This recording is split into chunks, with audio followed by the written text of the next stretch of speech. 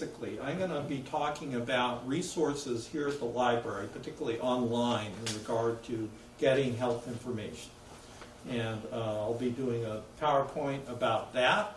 And then Gordon is going to actually talk about patient-doctor communications and how to empower that. So it's really two things. And I will briefly introduce Gordon right now. He has worked quite a bit in the health insurance industry. He's also worked in medical practice. He is not a doctor, but he has worked quite a bit that way.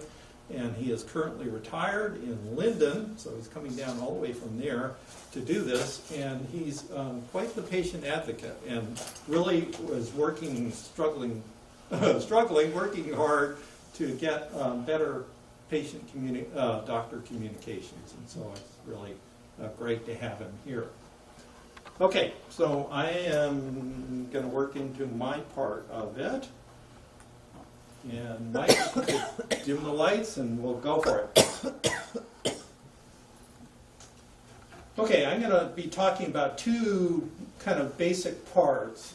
First is the actual bottom part on here, and that has to do with how can you actually assess various information on the web itself. And what I'm going to point you to are several websites that are reputed websites of national institutes or government agencies that tell you how to go about evaluating medical information on the web. The second part I'm going to talk about are actual resources here through the library that you can access through your library card, or in the case of one of them, you can access it in general just on the web itself. And I'll kind of take you through those sites as to my understanding of how to approach them, and then you can actually do your own personal approach to that. Peter. Are they listed in the handout? Yes, all these websites are listed in the handouts, and then for these two top ones I'm going to be talking about, their separate handouts for each of those. So. Good. Okay, where I'm taking this from is in terms of actually how to evaluate things is from the National Institute of Health and the U.S. National Library of Medicine. And it lists these four websites here. So I have the web address for getting to this page itself, and then there are current links for going into those specific sites themselves. So the first one actually is from the tutorial from the National Library of Medicine. And it's a really fairly straightforward tutorial. It's kind of on a somewhat simple level, but I really recommend this as kind of a general approach to how to find basic medical information on the internet and what to trust. Another one is the National Cancer Institute, and this is a very reputable site. And again, this is kind of a gateway into that information in regard to cancer research, and I think it's really valuable that way. The third one is the Office of Dietary Supplements, and what I really like about this site is that they go through a series of questions. I think it's 16 questions to actually ask yourself when you're approaching a site on the internet.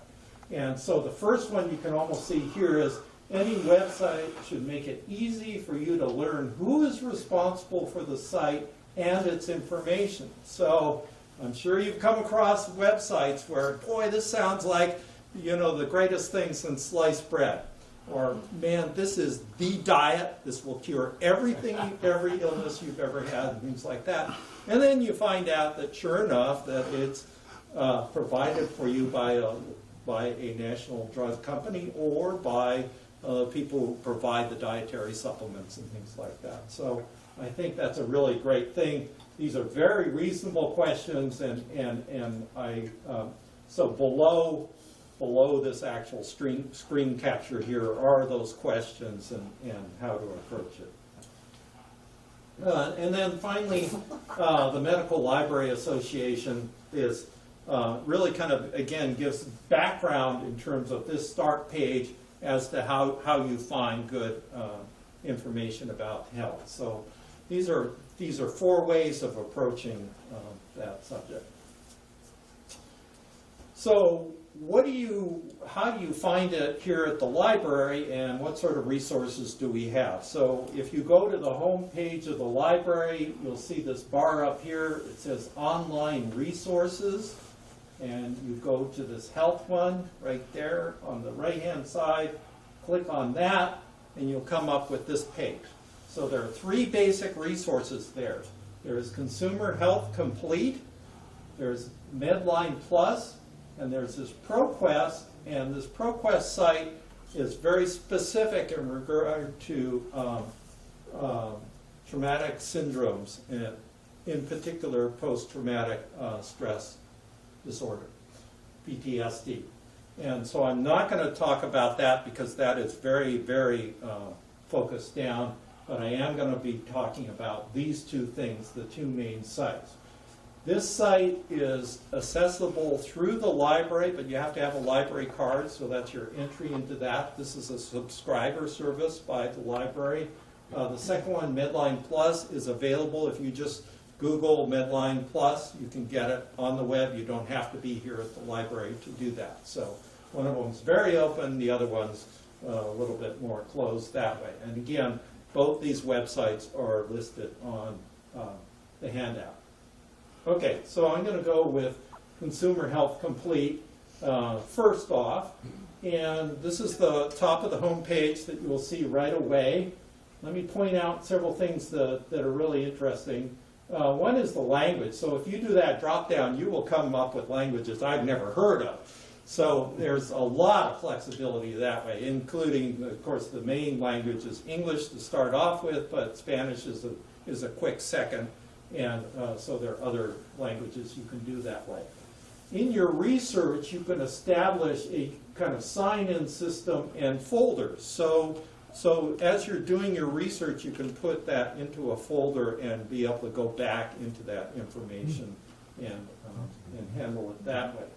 And then finally up here, here's the home page, but then there's the advanced search and the medical dictionary. So on the advanced search, if you really know what you're after, okay, if you're not after a general topic and you're picking a general topic from the home page, you can do several field searches, very specific field searches, and then check what sort of document type you're going to go for, or a specific journal with a specific time period. So if you only want the latest information from a reputable journal, you can focus in that way.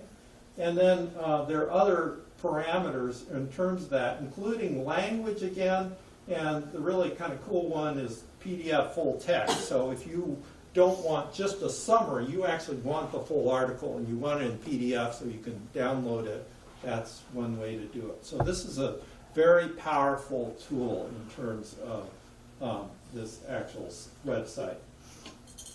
Another one I mentioned at the top was the medical dictionary, and this is really kind of cool that way. Several weeks ago I had this kind of bouts of dizziness. I had been through an inner ear dizziness before, and it wasn't that. So I immediately thought, oh, is this a brain tumor? What are we talking about here?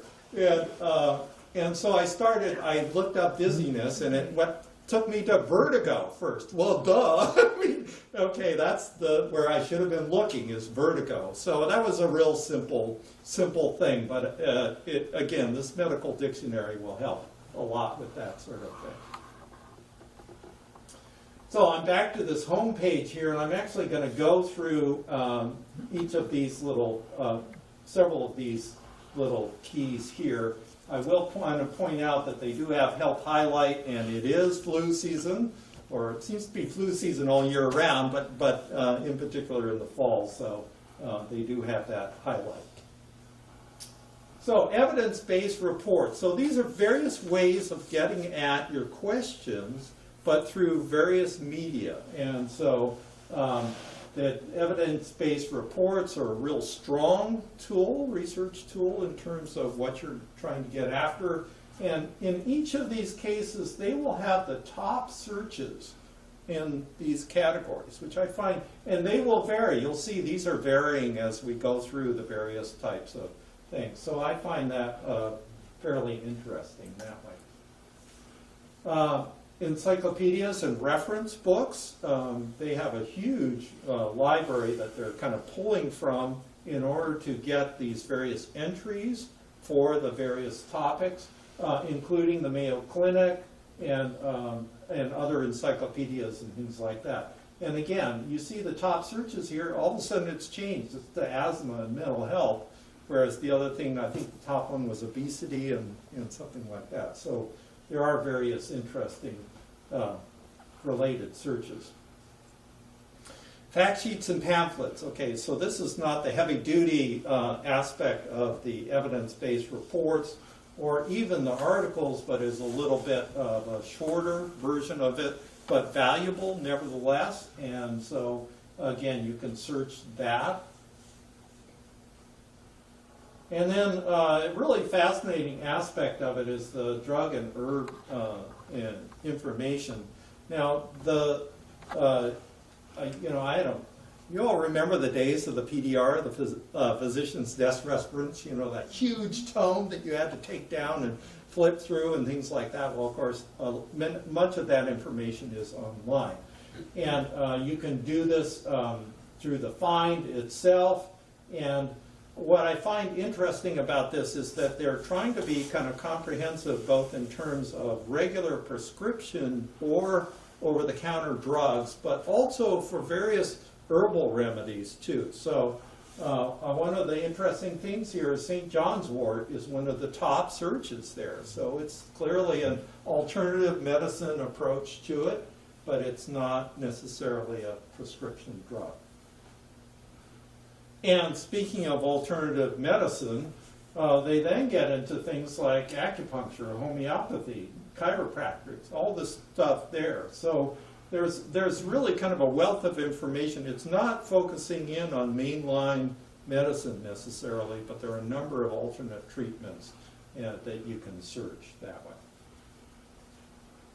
I'm a kind of visual guy, and I find this really amazing is that they have these images and diagrams that are available here. Again, they have the top searches for those, but I just picked one which was, you can't quite see it, but I'm sorry, whiplash, a closed head injury with resulting brain injury.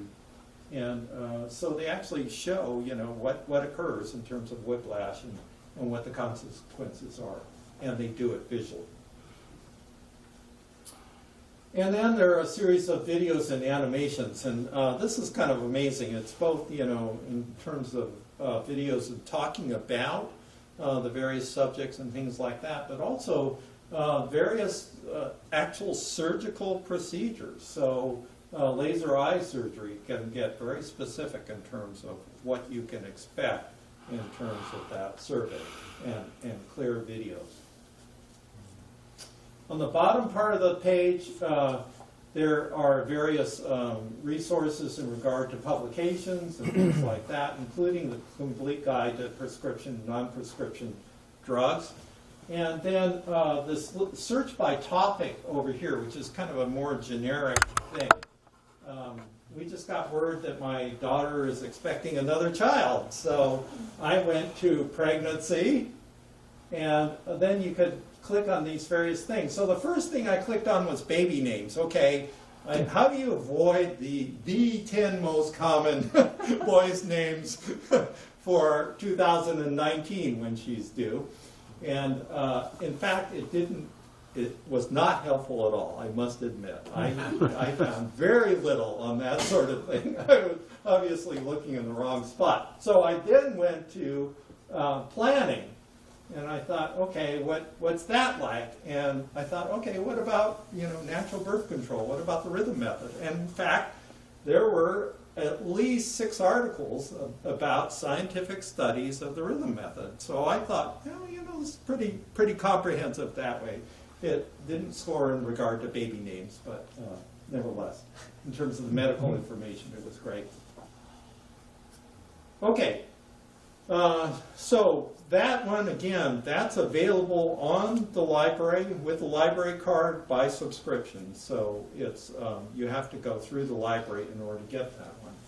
Medline Plus, which is brought to us by the National Library of Medicine, is available online everywhere, so you can get it very easily. And it's got the same, somewhat of the same format in regard to the home page itself. And in particular, you know, if you switch on Espanol, you go immediately to Spanish, and it works really well. I'm going to work my way just through these three things really quickly. And what's really different, I think this is kind of a more accessible kind of web browsing site in that it's broken down by various systems. So you can have body or location systems, so the actual organ or part of your body, you can search that way. You can do disorders and conditions, so actual diseases and things like that. Or you can go over here to health and wellness, which is a very, very strong component in terms of health and wellness, including things like fitness and exercise, food and nutrition. So in terms of diets and things like that, that's a way to access that. Diagnosis and therapy is really good, and I'll show you later, they have a thing on diagnostic tests and how to assess that. But the other thing I really found great about this site is that these demographic groups, okay? So, for instance, if you're a teen and you're concerned about, you know, your sexual health or something like that, that's one way of getting at it. If you are a 65-year-old male and you're concerned about what sort of tests you ought to be getting, things like that, you can go to those particular fields and look at it that way. So I think that's very helpful in terms of this site. The second tab on that thing was drugs, herbs, and supplements. This is very much like that other first site, but in this case, you can do it, browse by generic or brand name. So if you wanted to go to St. John's wort, you go under S and try to figure it out that way. And again, it incorporates both over-the-counter drugs, prescription drugs, and herbs and supplements. So it's really pretty comprehensive that way. And then videos and tools. And this is really kind of fun. Again, I mentioned before that, you know, there were things like surgery videos. So if you're going in for a procedure, this is a good way to figure out what's actually going to happen in terms of that procedure to be prepared for it, and other things like that. I will point out over here on the right are two very general tutorials: the understanding medical words and the evaluating health information tutorials. So that kind of gets back to that whole issue of how can I trust this site in terms of, actually, you know, figuring out how objective and how scientific it is. One lighter thing on the games down here is really kind of fun. They have a number of games that you can play in regard to health information. So I did one under the teen section, and it was a kind of role. It would ask the let's see, I think it was called something like, "What is your dating personality?"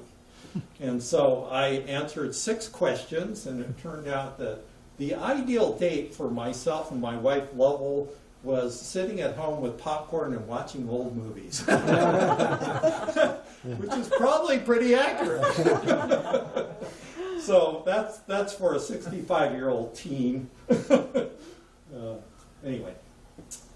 And so at the bottom of that page is various other information that way. I just wanted to point out 3 other things. One is lab test information. So why are you being asked to take this lab test, and what do they expect in terms of the results? So that's a really great resource that way. Again, they have a medical encyclopedia over here. And then this other thing is really kind of cool. It's a link to clinicaltrials.gov. And so I'm sure you're all familiar with the whole kind of vetting process in regard to various, particularly in terms of prescription drugs and things like that. But this is a way to kind of keep up with that field and see what the current situation is on terms of those trials themselves.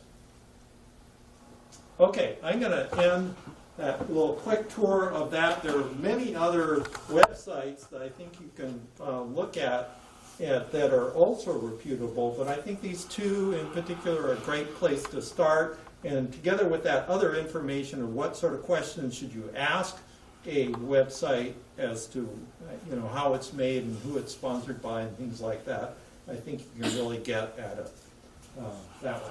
So, Gordon, I think you're on. So, Gordon Heinrichs, and thank you so much for coming here. And thank you very much. Well, it's my pleasure to be here tonight. To put this down here, I guess. Good evening, by the way. And I just wanted to give you a little background on my healthcare career. I've been in healthcare all my life. I started out with about a decade and a half working in medical laboratories. I was a medical laboratory technologist. And then for the next 20 years, I had a chiropractic practice, a private practice. And then for the last 13 years of my career, and right now I'm retired, I worked for a large health insurer. And we were one of those, what people sometimes curse about, we were a managed care organization, and so we managed health.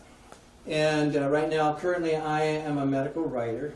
And so from each of those disciplines of healthcare, there's a lot of things that you can write about, both good and bad. And so I have a real wealth of information in my background for my writing. And thank you, Boyd, for that introduction, and thank you for that very informative presentation that you just gave, because that gives us a really good head start on this particular topic of communication, of patient-doctor communication. Even subtle changes in communication can make a big difference in understanding. So we need to be not only careful with what we say, but how we say it. And effective communication is important in all walks of life. So here are some examples of communication gone wrong in the newspaper industry. Sorry. Should have been right there. Okay.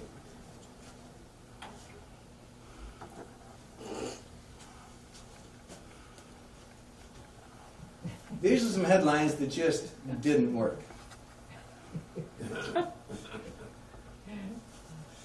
So you can turn the lights back on now. So today I'm going to provide you with an overview, several sections here. One, an overview of patient-doctor communication.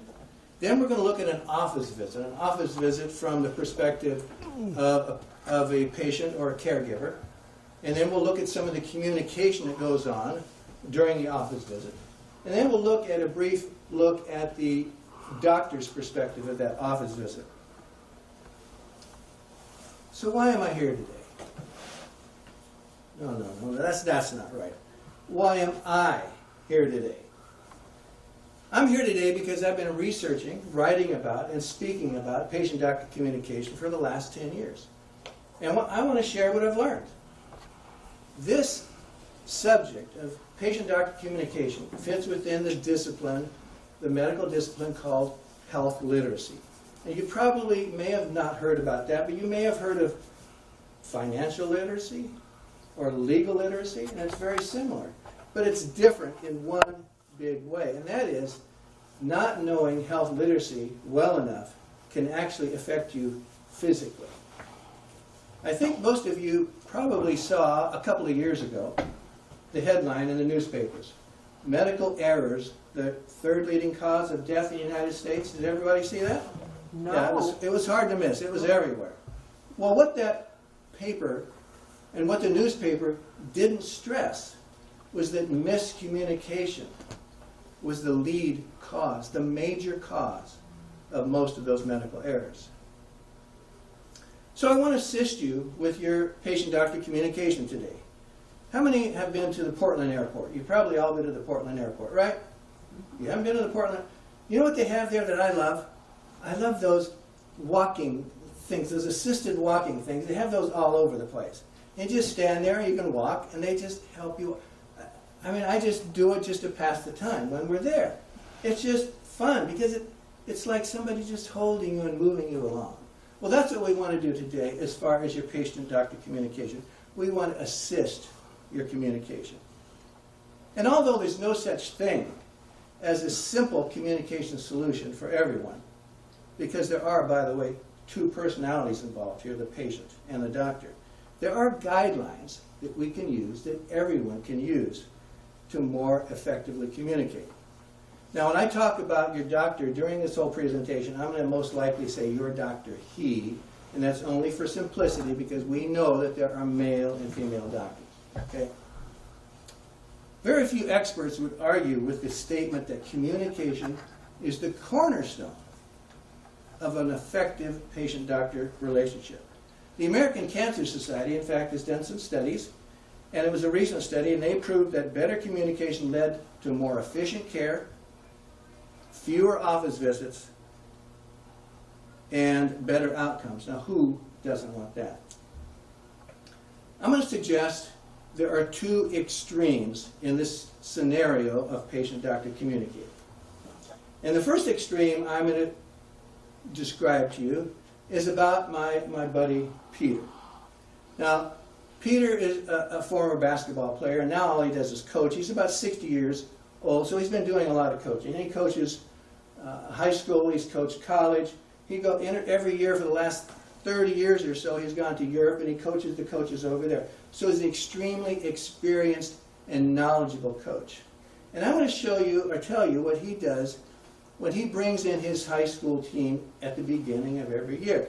Now, Peter is a tremendous communicator. He's from New York. I don't know if that means he's a good communicator, but to me it does. Because I have a couple of buddies from New York, and they're all excellent communicators. They're all teachers, actually. And so, when he says this to his students, he doesn't say it as crudely as I'm going to say it. He does it very cleverly, and he usually has them laughing when he's talking to them. So he's bringing his students in, his basketball team, in at the beginning of the year. And he says to them, and again, this is crudely what he says. He doesn't say it like this. He says, you know what? You guys know nothing about basketball. I know everything that there is about basketball, so don't be coming to me with information you think that can help us. Okay? You know, I think he has every right to do that. And then he goes one step further. He has another meeting with the students and the parents. He brings the parents in, and he says exactly the same thing. Again, not as crudely as that. He has them laughing, usually, when he says this kind of stuff. But he also adds one thing in when he talks to the parents. He says, and he's already told them about the stuff that you know nothing and I know everything, right? He says, by the way, if you want to bring information to me, even after we've talked like this, and you want to give me some information about your student, you know, your son or your daughter, whatever it happens to be, or about the team, you can also bring in their uniform, because they're off the team. Now, that's extreme. But of course, it's less parent involvement. That's probably good for him. But doesn't he have the right to say that? You know, he's going to say it nicely. Doesn't he have the right? I think he has the right to say that. He literally does. He's had education, experience, training. He's had it all. And what they're coming in with is virtually nothing. Now let me ask you this. Doesn't your doctor have the same right? Remember, this is one extreme of the conversation. Doesn't your doctor have the same right to feel that way? We're coming in with information that Boyd has suggested. Maybe we're looking at Medline Plus, and we found some information. We're going to bring it to our doctor. The doctor who's had all kinds of experience in education. Would it be unusual for him to be thinking, what are you doing? What are you bringing this information in? Wouldn't that be reasonable for having him think that way? No. No? Okay, this is an extreme we're talking about. You could say the lower extreme. Okay, what's the other extreme? Well, the other extreme is actually what the doctor is supposed to be doing during an office visit. This is a guiding principle of modern medicine, and it's called shared decision making. So this is what your doctor is supposed to be doing. We saw one extreme. Now, shared decision making is on the other end. Shared decision making is exactly as it sounds. And that is when you come to a conclusion as to what your health care is going to be, or how you're going to progress with your health care, whatever it happens to be, whether it be surgery or just routine guidance or whatever it happens to be, you make that decision together. That's shared decision. It's a guiding principle of modern medicine. That's the way it's supposed to go down in an office visit. Doesn't always happen, but that's the way it's supposed to go down. Now, I'm sure most of you have heard of evidence-based medicine. I think everybody's heard of evidence-based medicine. And if you asked your doctor would say, yes, I practice evidence-based medicine. That's great. You know what? Evidence-based medicine has three components to it. The first component, it's always listed first, is the patient's values and wishes. The second component is the doctor's experience and their judgment. And the third is the research that you can look up right here, what Boyd was talking about. Those three components together make up evidence-based medicine. So if you're communicating with your doctor, if you're making a treatment plan for yourself through shared decision making, and your doctor doesn't know what your values and wishes are, your doctor is not practicing evidence-based medicine. You can look it up, evidence-based medicine, the three components of evidence-based medicine, and you are a big part of that. In other words, what I'm saying, excuse me, what I'm saying is that everybody is vulnerable to miscommunication. Regardless of your age, your wealth, your education, it doesn't make any difference. Everybody is vulnerable. Now, there are groups of people who have increased vulnerability. The elderly, those with English as a second language, and the poor. So we have increased vulnerability, and maybe you don't fit into one of those categories, but maybe you know somebody who does. And so they're going to potentially need help during the office visit. Okay, that's the overall picture of doctor-patient education, patient-doctor education. We want to talk about some interactions during the visit. So, let me turn the page right there. First off, we're going to talk about patient and caregiver's perspective. I'm sorry about that. Then, remember, we're going to talk about interactions during the visit, and then we're going to talk about a little bit about the doctor's perspective at the end. So this is the patient caregiver's perspective of an office visit. And I want to suggest there are three things that you want to consider. This is called what I call a positive preparation for the visit. The first is agenda setting. Now, agenda setting is just like it sounds, but what I'm suggesting, and there's a lot of research been done on agenda setting. I'm suggesting you actually, and this is what they talk about, you actually take out a piece of paper and you write down three things on the list here that will be your agenda that you're going to take to the doctor's office and hand to the doctor or the nurse, whoever it is, before the office visit. The most important thing first. Okay? Three things on the list. I'm sorry you can't bring 42 things like you might have found. Three things on the list is probably all you're going to have time for. Write the most important thing down first. If you want to look up agenda setting, the best one I have seen, because there are slightly different ways of doing this, there's one out of the Duke University. It's called the Clinical Satisfaction Tool. Clinical Satisfaction Tool. It's similar to all the other agenda setting documents, except all the other agenda setting ascended documents have these three things you're supposed to list. The three concerns you have, the three questions you have, whatever happens to be with the most important one first. Okay? The Duke University Clinical Satisfaction Tool also has a portion you're supposed to fill out after the office visit. So you've handed your agenda thing to the doctor. He sees that before you start your visit. He knows what's important to you. That's exactly what's important to you. There's a section on the Duke University thing that says that you're supposed to fill out after the office visit. And it says, well, there's two things. I think it's, did we answer all your questions, and did you have a satisfactory visit? And now, you fill that out after the office visit, and you hand it back to them. So what do they do with that? Well, they look at it. You know, you may not think they do, but they actually look at that paper. And if there's questions you still have, or if you hadn't had a satisfactory visit, either within 24 hours or immediately, you're going to get feedback on what you wrote down on that paper after the office visit. So that is what I have seen as the best, and you can look it up again, you can print it out. It's called the Clinical Satisfaction Tool from Duke University. And you can use it if you want to. The second thing, besides the agenda, is bring a champion. Now, if you look up in a book, or wherever you look, I mean, you can look up on the web, on how to prepare for an office visit. Virtually every place you look is going to tell you to bring a companion with you during the office visit. Now, I call it bringing a champion, because bringing a champion means that person's not only going to be there to maybe support you emotionally, or to write questions, or give answers, whatever they're there for, but they're also going to be there for after the visit, so you can discuss the conversation that took place during the office visit. Now, I was in the hospital about 5 years ago with acute kidney failure.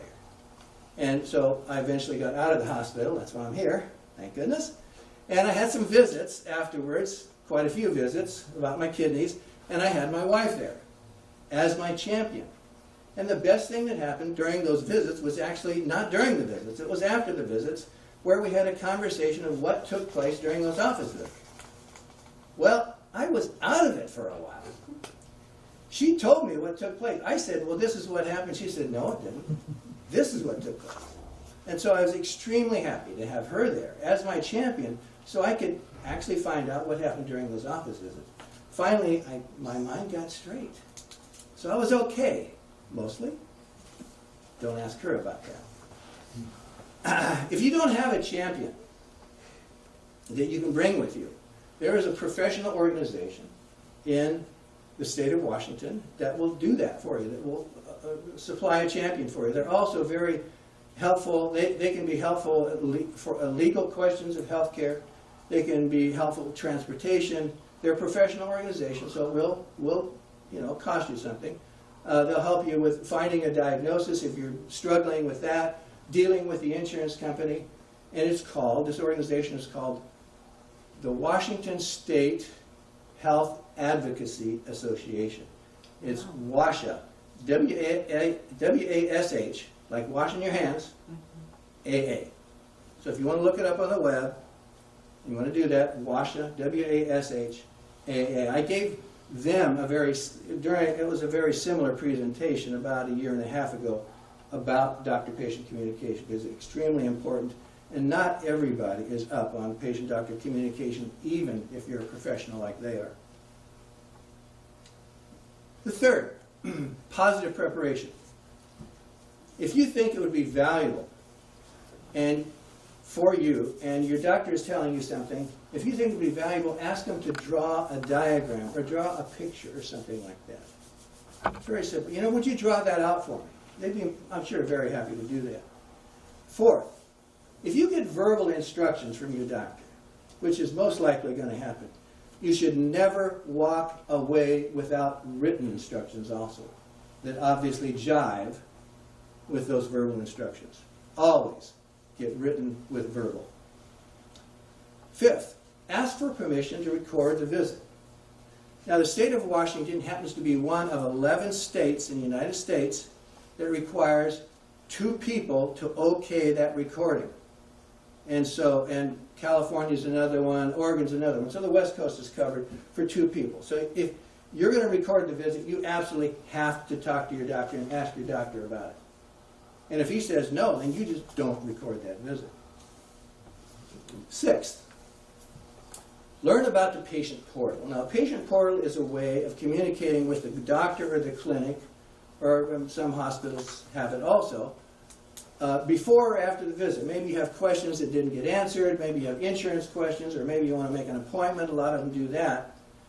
And so there's ways to access the office before or after the visit. Now, you're very fortunate here with Peace Health because they have a nice website that you can do exactly that. So they have a patient portal that you can use, I think, to even make appointments and access other things. So they have a very, very nice setup. So you're very fortunate here. Now, there are downsides to electronic medical communication. For instance, those diagrams and charts that we were talking about that your doctor might be writing for you, those pictures, you're probably not going to get those, right? And the other downside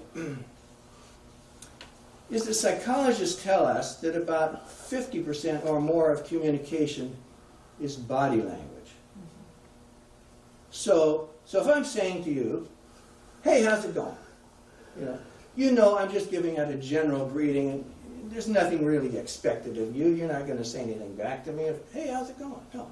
But if I say, hey, how's it going? Now she's wondering, does he really care? Right? Body language makes a difference, and you're not getting that with electronic medical communication.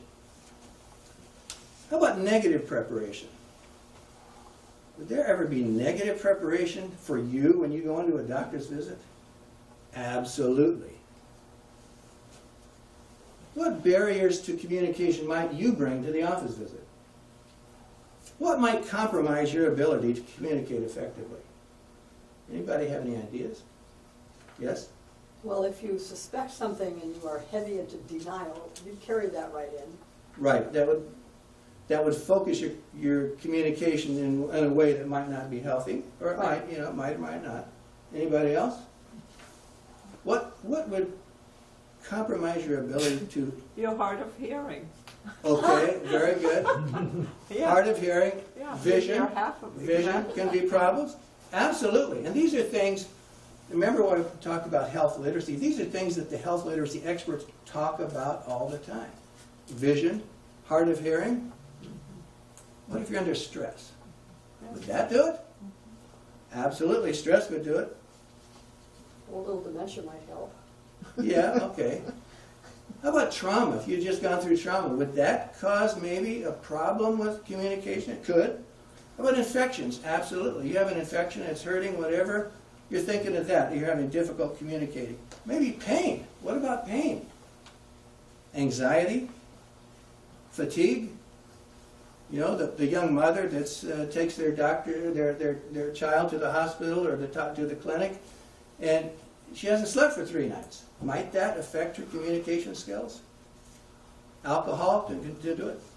Drugs that can cause confusion. For instance, pain drugs, sleep drugs, anxiety drugs, depression drugs, allergy drugs, asthma drugs, and most people don't realize antibiotics. Some of the antibiotics can cause confusion. What if your doctor brings up the word cancer early in the visit? What are you thinking about the rest of that visit? What are you focusing on? The big C. Exactly. Are you listening? Are you communicating properly?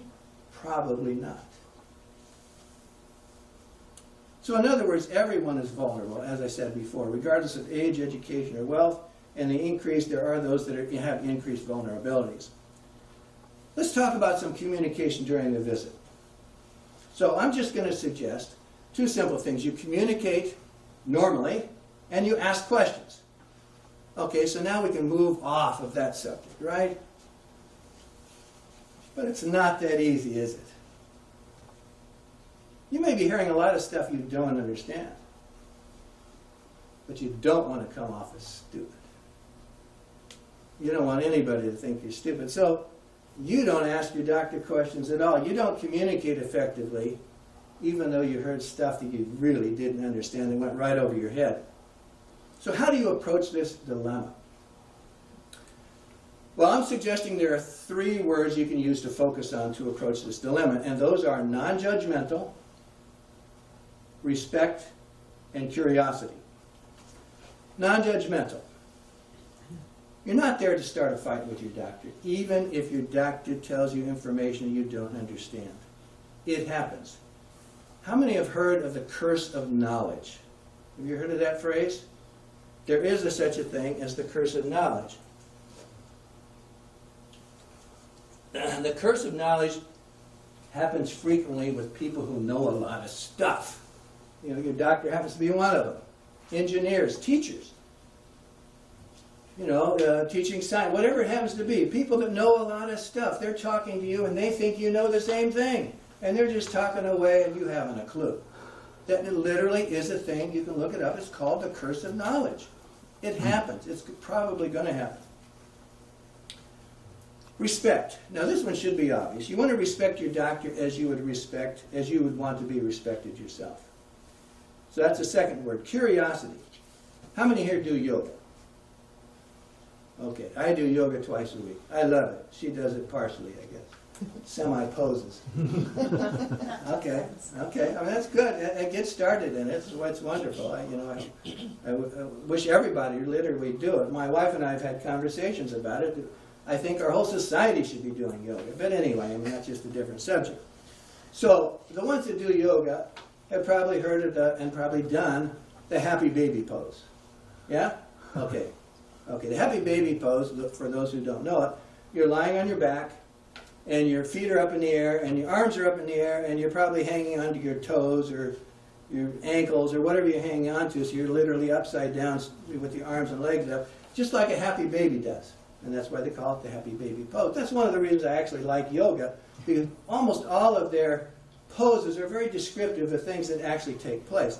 So, if you see your child or your grandchild in a happy baby pose, and they're reaching up and touching their toes or whatever, you know, I can see myself saying, wow, little Johnny is really curious. He's intelligent. Curiosity equates in our minds to intelligence. So if you bring that new puppy home and you you put the puppy down in your living room, and the puppy immediately goes and finds that dirty old sock that's underneath the couch and pulls it out, you're going, how curious, how intelligent is my puppy?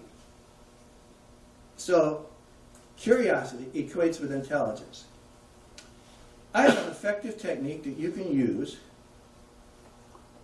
when you don't understand things that highlights your curiosity. So here we go. This technique is called teach back. You may have heard of it before. If you haven't, I'll explain it to you. So teach back is something you probably already used at home and didn't know it actually had a name attached to it.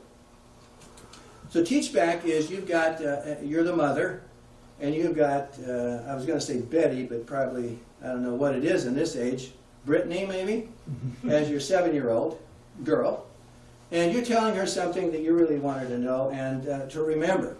And you're looking down and you're going, she's not even paying any attention. So what do you say? You say, Brittany, tell me what I just said. So that's teach back.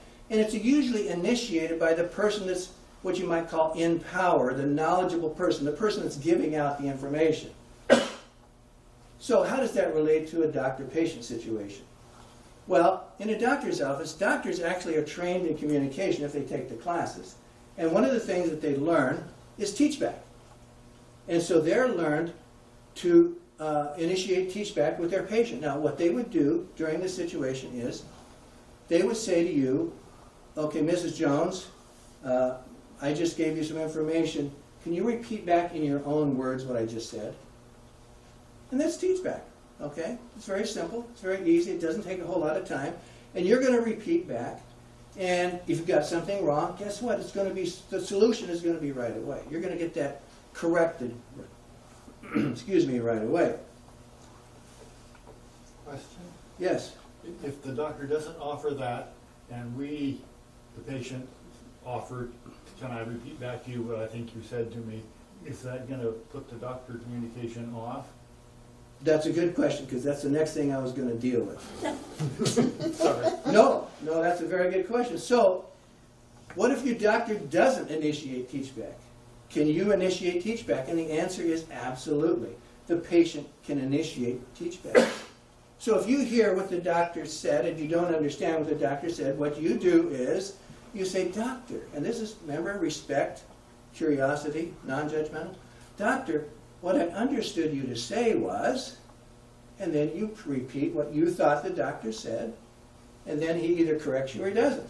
So that's the patient initiating teach-back. Are there any pilots here? No pilots in the audience? No pilots in the room? Oh, well, okay. Now I can't get the information from the pilot, but I'll tell you what the pilot was going to say. So I would ask the pilot, and I've done a lot of Rotary talks, and a lot of the Rotary people seem to be pilots, and so anyway, I usually get a good response here. Okay, Mr. Pilot, what do you say to the air traffic controller after he gives you all that information into your headset about either landing or taking off? You know, we're talking about what the runway number is, or the airspeed, or the altitude, or whatever it is. And that pilot would say to me, well, I always tell him right back exactly what he said. They call it talkback, actually. And they always do it.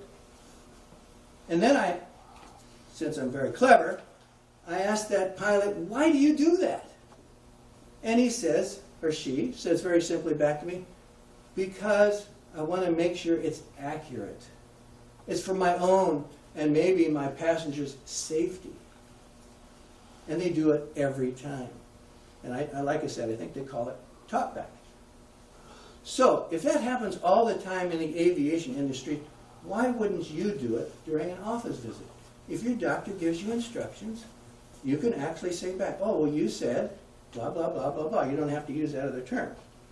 So we have a handout. I have a handout that we're going to give out at the end of the presentation about phrases that you can use in different situations. You know, one of the phrases is the one I already said. Doctor, what I understood you to say. But you can look at that and you can use those phrases when there are things that you don't understand. You can make up your own phrases.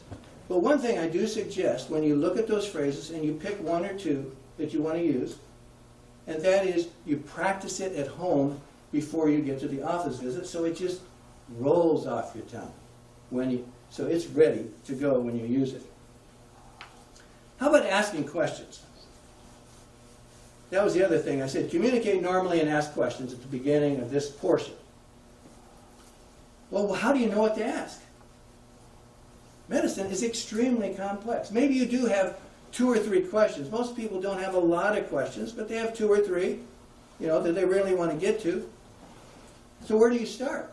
With other questions you might want to find out about. Well, you can go to Medline Plus.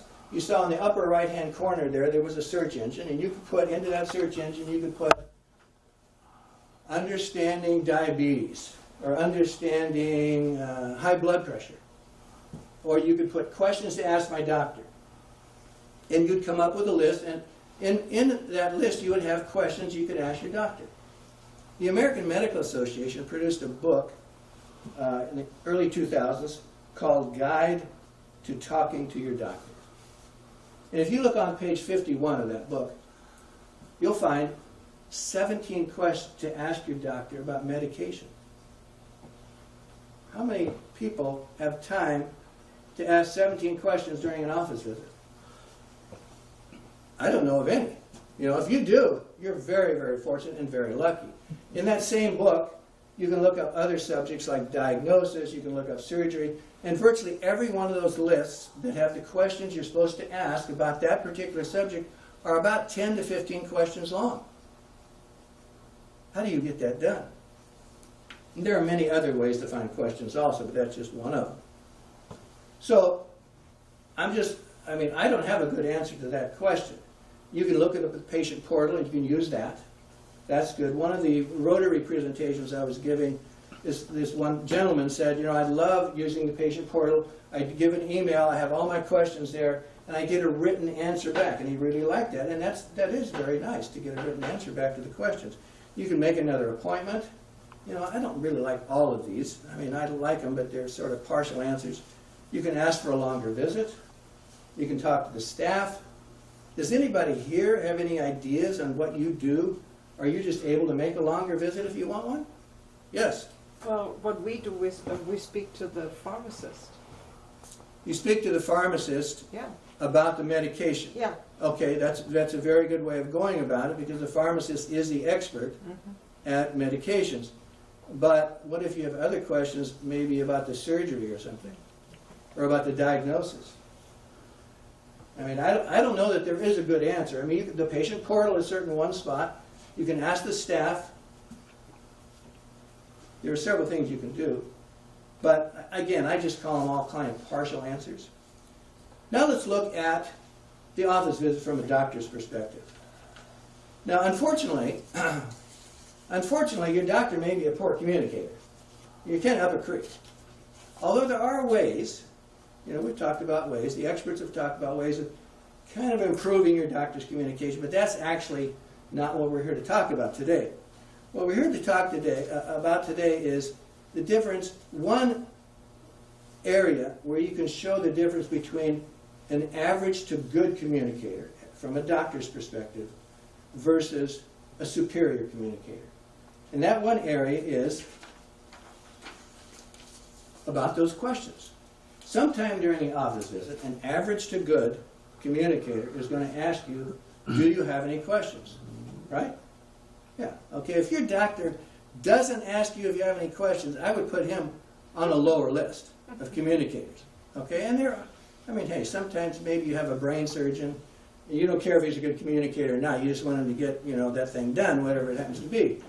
But, you know, it would be nice to have a GP or whatever as at least an average to good communicator. So you want, okay, what questions do you have? So there's an open door right there. You walk right through it, you get the job done. Unfortunately, about 50% of the population is either shy or reserved. So they're not going to do that. Now, if you're just a very good communicator yourself, and when that door is open, you go right through it, excellent. On the average, based on research, most people don't. There are others that don't ask questions for some very good and reasonable reasons. There's an ethnic group that won't ask their doctor questions because if you have to ask your questions to your doctor is just not very bright. So they won't do it. So you have a missed opportunity here. Even when given a clear and direct chance to ask questions, you blew it. How does the doctor, this is again a doctor's perspective, how does the doctor solve that situation where he may have 50% of his patients who aren't asking questions even if they're supposed to ask questions, even if he opened the door for them? You know, it was French doors, it was 2 doors, yes. I can't remember in which time that I was in Peace Health, but the doctor asked if I had questions, and I said no, and he said, if you have some, go to the patient portal, and within 24 hours, I'm available. Okay, that's So very good. That worked really well. Yes, Because, of course, I couldn't think of any then. Right, right. So she said you go to the patient portal if you have questions. Or phone. I mean, Yeah, okay, the doctor said go to the patient portal, and that's nice. You know, it's nice that your doctor offered that, you know, whether you, at least you knew about it. He knew you knew about it once he told you about it. Okay. So the average doctor says, do you have any questions? What does the superior communicator do? How does the superior communicator bring all those other people in and open them up? Well, Betty, everybody has questions about irritable bowel syndrome. What are yours? Is that a little different? Do you feel a little different now? You feel like, hold it. You mean I have to tell you about what the problems are with irritable bowel syndrome? You are virtually forced to answer that question. That's the superior communicator. That includes almost everybody is going to start asking questions. How about time during an office visit from a doctor's perspective? How much time do you have during an office visit? About? 20 minutes. Okay, 15 minutes, 20 minutes we've got here, yeah. On the average, it's about 12 to 18 minutes. And everybody says, and it's getting less. They always have. It's sort of like going to LA, you know. How long does it take to get there? Well, it depends on the traffic. You always say that first before you tell them how long it's going to take. So here, it's, you know, okay, 12 to 18 minutes. How long do you have to state? Remember that agenda setting we did? And your most important thing was at the top? And your doctor has that, by the way, because you gave him the agenda. How long do you have, and this is based on research, on the average, and hopefully your experience is different, but many times it isn't. How long do you have to state your first concern before your doctor interrupts you? Less than 30 seconds. There was one research about, there've been two different articles on this, big articles. One said, I think one said 13 seconds and the other said 23. And the problem is, again, this is on the average, it may not be your experience. The problem is, the research also showed if you didn't get that concern out right away, your doctor was going to take you down a different path and you'd probably never get back to it. Only 1 out of 3 doctors gave the patient the opportunity to express their first full concern during an office visit. So what do you do about that? Well, there's 2 things you can do about it, I think. One is, the way I would suggest, is one, that agenda item is very important, and your doctor has the agenda that you think is the important thing right in his hand. The other is your champion. Your champion can say, maybe whatever they want to do, but they can say, Doc, can we go back to the agenda items? So in conclusion, Boyd's done a great job of finding ways of finding trustworthy information, and we've talked about ideas for effective communication. My opinion about my part of the presentation is the 2 most important things you want to take out of this presentation is agenda setting and bringing a champion. Because those 2 things will eliminate a lot of communication sins, and nobody wants to sin. And so anybody have questions? Or should I say, everybody has questions. What are yours? Boyd, you want to come up? Yeah. Maybe they have questions? Don't ask me about specific diseases. No, we're not talking about specific diseases. The doctors are all stuck with the dilemma of finite time. Yes. And so somehow we've got to make a compromise between his fairly rigid structure. Unfortunately, we've made healthcare a for-profit industry instead of being about actually patient care. But how do we avoid butting up against that constraint of he's got to get us out of there so he's got the next patient lined up? That is the $64,000 question right now, and everybody has. I've done a lot of presentations in Canada, and they have, what we might call socialized. They have exactly the same problem. Really? Exactly the same problem. Yeah. Diminishing time for the office visit. So, I mean, you can do the patient portal. That can help. You can talk to the staff. If you have a doctor and a staff that you can't talk to, you're in real trouble with questions and things like that. But there are various ways they're trying to correct that. They did a survey. I saw a survey about, I think it was only a couple of months ago, about doctors, how they want to get paid. And I think it was 65% of them said they wanted to get paid a set salary. Now, if they're getting paid a set salary, it's possible that they could set up a situation that they don't have to produce a lot of patients walking through the office. Now, I think Kaiser has a little of that going where they actually pay set salaries to the doctors and to the medical staff. And so they may have solved that. My wife had Kaiser when we lived in San Diego, and she loved it, and I loved it. I don't know if they've still solved that particular problem, but we had an excellent time there. Now, like I said, you can make a longer visit if you. A lot of doctors know this is my office. This is one you can't make back-to-back visits. We've heard that before. Some might allow that. I don't know. Gordon, what do you think of support groups in terms of people with similar issues? Yes, I am not that familiar with support groups, although I tried to do some research actually with support groups. I think it's very support groups are great. I know Mike here has a support group for prostate cancer, right? Right. Yeah, support groups are wonderful, and they can answer a lot of questions. And I mean, for specific times when you really need to say the right thing at the right time, those may not be that valuable. But in general, I think support groups are absolutely wonderful.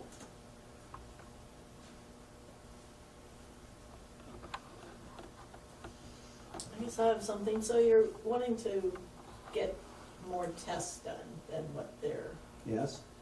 perhaps saying, and they kind of poo-poo it, oh, you don't need that, or, how can you encourage them more to, or, if you have, I guess if you've done your research and you have things to follow up on why you want these extra tests done, but just. That's a very good Yeah. question. The first thing I would do, so this is, you've already done your research, right? She says you've done your research and you come to the doctor and I want these more tests done. Well, I would have my agenda there and say, these are the tests, this is my first concern. I would like to get these tests done. I think the first thing I would do is ask, why wouldn't these tests be valuable for me? If you can convince me, because there is a tremendous problem with patients directing care, and we frequently aren't qualified to direct our own care. Shared decision making, right? You have an opinion, I have an opinion, that's fine. But there's also the research, and the doctor's probably going to know a lot about the research too, but in a specific instance, maybe not, and maybe you have some very valuable information. So why wouldn't these be valuable for me? And if they give you some good reasons, then maybe, maybe you don't need those. Because there's a lot of, if you look at screening tests, that might be some of the things that you're thinking about. There is an organization called Choosing Wisely. Now, Choosing Wisely has got associated with themselves about, I think it's about 80 medical groups now. The American Society of Orthopedics, the American Radiological Society, blah, blah, blah, blah, blah. And what they have done is they have requested from all these societies at least 5 tests that should not be done on a regular basis without an intense conversation with your doctor. Because they're saying these tests are probably not valuable. But in your case, they may be valuable, and so if your doctor gives you a good reason for you, maybe not everybody else, maybe not 98% of the people, that it's valuable, then maybe you should have that test. But these tests in general are not valuable, and they're done commonly for the general population. So if you look up Choosing Wisely, you can see that. The different societies have their lists. The Gerontology Society, the Pediatric Society, they'll have lists. And many of those tests that they recommend not doing for everybody, in other words, specific people may have that test, it may be very valuable for them, are screening tests. Do I need a screening test? Screening tests are sometimes more harmful than they are good. And again, we're not talking about an individual person who may be saved from cancer by a screening test. We're talking about a general population of 100 million people here. On the average, they're saying that screening test does more harm than good. Maybe not a specific person, but certainly overall. Yes? Yeah, I strongly believe in a second opinion. I mean, if I go, plan a surgery, or I feel, I have a gut feeling this might not be the diagnosis, maybe not the diagnosis I want even. I mean, come on, find a second person, and if you have that confirmed, well, fine. But I think with important decisions, I think that's the way to go. Yeah. Now, I agree with that. She said the second opinion is the way to go if you have a question. Sometimes that's very difficult to do with a doctor you have sitting right in front of you who needs to send your medical information to that other people, to that other doctor, to that other clinic. It's your body. I totally agree with it. Yeah. But we're talking about 50% of the people at least are shy or reserved. They're not going to do that. Or they're going to have an extremely difficult time doing it. Maybe WASH is your answer there. Bring somebody with you. That's a professional in diagnoses or whatever, or second opinions. You can have a discussion together. Yeah, but it's just not that easy for most people. I was reading a book about veterinarians, and this veterinarian who wrote the book suggested that exact thing, and she said the same thing too. You don't want to really offend your primary doctor there for your dog or whatever it happens to be.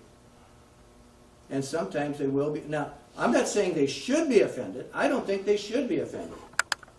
But I guess it's communication. You can say That's it true. nicely, but... I agree. She says Yeah. it's communication. I agree. But it can be very difficult. That's why we're talking about it right now. Somebody, no? Well, if that's it, oh, yes. How can we get you to come back again in 6 months or a year after we've worked on digesting this? I'd be happy to come back. I love Friday Harbor, frankly. And like Dwight said, I've been here like every 2 weeks for a little while here. We'll get them back. I'll make a note of that. We He need just that. loves If you going don't on write the it down, I ferry. will. Okay, Yeah, I love going on the ferry. Yeah. And Friday Harbor's a wonderful place. That's it? Gordon, thank you so much. You're very welcome.